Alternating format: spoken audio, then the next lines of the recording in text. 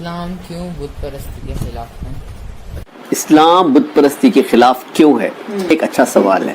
کی بات یہ ہے کہ قرآن کریم میں اللہ تعالیٰ ایک سچا ایشور، سچا خدا، سچا گاڈ جو ہم سب کا مالک ہے، وہ ایک سندیش دیا ہے قرآن کریم میں۔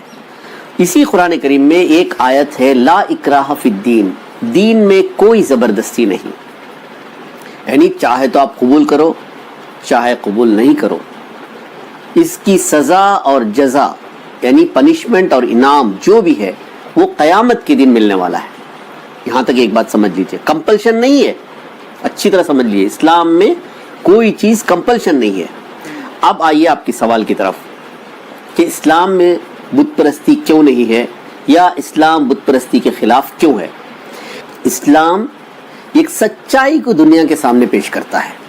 اگر آپ بت پرستی بناتے ہیں تو کس بیس پر بنائیں گے بتائیے میرے کو؟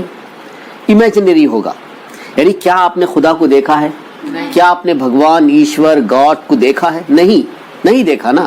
تو پھر جس چیز کو ہم نہیں دیکھے ہیں اس کی پینٹنگ کیسے بنائیں گے؟ فار ایگزامپل میں آپ کو دیکھتا ہوں اور آپ یہاں سے چلے جاتے ہیں، لیکن آپ کا امیج میرے ذہن میں رہتا ہے اور میں ایک پینٹ بنا سکتا ہوں، ہے کہ نہیں؟ یا آپ سامنے بیٹھے ہیں، بالکل تصویر کی طرح میں ایک تصویر بنا سکتا ہوں، اس چیز کو پھر میں ایک اسٹیچو بنا سکتا ہوں، ہے کہ نہیں؟ جو دیکھ کر اسی طرح سے ایک عکس بنانا، ایک امیج بنانا، ایک پینٹنگ بنانا، ایک اسٹیچو بنا دینا وہ آسان ہے، ہو جاتا، یہ کر سکتا ہے انسان۔ جس چیز کو میں نے دیکھا ہی نہیں اس چیز کی پینٹنگ، اس چیز کا عکس، اس چیز کا اسٹیچو کیسے بنایا جا سکتا ہے؟ کیا کوئی خدا کو دیکھا ہے دنیا میں؟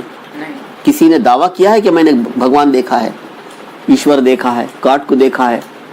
کوئی دیکھے ہی نہیں۔ تو جتنے بھی جو ہے ہمارے پاس، ہمارے اطراف میں اسٹیچوز ہیں، گاڈ کا جو امیج ہے، پینٹنگ ہے، جو پکچر موجود ہے، یہ سب اپنے امیجنیشن پر لوگوں نے اپنے اپنے انداز میں بنائے ہوئے ہیں، سمجھے؟ اگر ہم ایک سچے ایشور کی عبادت کرنا، سچے خدا کی عبادت کرنا اگر ہم نے ٹھان لی ہے، اس پر بلیو کرتے ہیں، تو ہمارے سامنے جو امیج ہو وہ بھی سچا ہونا چاہیے، ہے کہ نہیں؟ تو دنیا میں جتنے بھی امیجز ہیں، جتنے بھی گاڈ، خدا، بھگوان، ایشور، جتنے بھی امیجز ہیں، اسٹیچوز ہیں، وہ سب اپنے امیجنری طور پر انسان اپنے اپنے انداز میں بنا لیا ہے۔ اسی لیے ہم امیجنری چیزوں پر یقین نہیں رکھتے، کیونکہ سچا بھگوان تو وہ نہیں ہے۔ کل خدا کے سامنے ہم کھڑے ہو گئے، بھگوان ایشور کے سامنے کھڑے ہو گئے، ہم نے جس امیج سے ان کی عبادت کی تھی، بھگوان پوچھے گا کیا ایسا ہوں؟ کیا میرے 4 ہاتھ ہیں؟ کیا میرے کئی سر ہیں؟ کیا میری شکل و صورت ایسی ہے؟ کیا میرا چہرہ ایسا ہے؟ سوال آئے گا کہ نہیں آئے گا؟ تو اسی لیے اسلام میں اسٹیچوز، امیجز، کوئی بھی چیز اپنے سے، پینٹنگز، اس چیز کی عبادت کی اجازت نہیں دیتا۔ سچے بھگوان کی عبادت کرو، سچے ایشور، سچا خدا اللہ کی عبادت کرو۔ وہ کیسے عبادت کریں گے؟ ہم یقین کے ساتھ عبادت کریں گے۔ یقین کیسے ہو؟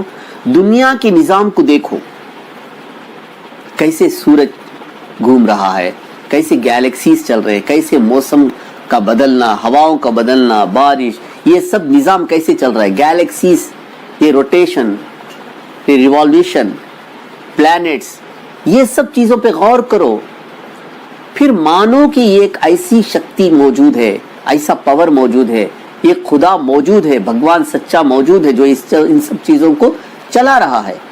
تو اس چیز کو سوچ کر ہم ایک سچے خدا اللہ کی عبادت کرتے ہیں، تو ہمارے سامنے وہ امیجنری چیزیں کی کوئی اہمیت نہیں ہوتی۔ اسی وجہ سے اسلام میں بت پرستی کے لیے منع کیا گیا ہے۔ دوسری بات، اگر ہم ان امیجنری چیزوں کو خدا مان لیں تو شرک پیدا ہو جاتا ہے، یعنی سچا بھگوان کوئی اور ہے، سچا اللہ، خدا، گاڈ کوئی اور ہے، لیکن ہم ان بنائی ہوئی چیزوں کے اندر اسی کے اندر گھومتے رہ جاتے ہیں، کو سچے بھگوان سے ہم دور ہو جاتے ہیں، سمجھے؟